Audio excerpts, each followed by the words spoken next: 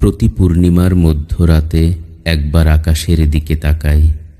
গৃহত্যাগী হবার মতো জ্যোৎস্না কি উঠেছে? বালিকা ভোলানো জ্যোৎস্না নয়, যে জ্যোৎস্নায় বালিকারা ছাদের রেলিং ধরে ছুটোছুটি করতে করতে বলে, ও মাগো কি সুন্দর চাঁদ। নবদম্পতির জ্যোৎস্নাও নয়, যে জ্যোৎস্না দেখে স্বামী গাঢ় স্বরে স্ত্রীকে বলেন, দেখো দেখো নিতু, চাঁদটা তোমার মুখের মতোই সুন্দর। কাজলা দিদির স্যাঁতস্যাঁতে জ্যোৎস্না নয়, যে জ্যোৎস্না বাসি স্মৃতিপূর্ণ ডাস্টবিন উল্টে দেয় আকাশে।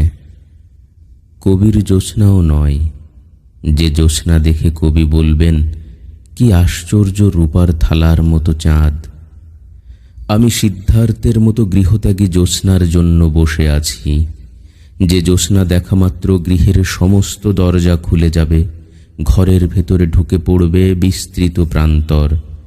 প্রান্তরে হাঁটবো হাঁটবো আর হাঁটবো। পূর্ণিমার চাঁদ স্থির হয়ে থাকবে আকাশে, চারদিক থেকে বিবিধ কণ্ঠে ডাকবে, আয় আয় আয়।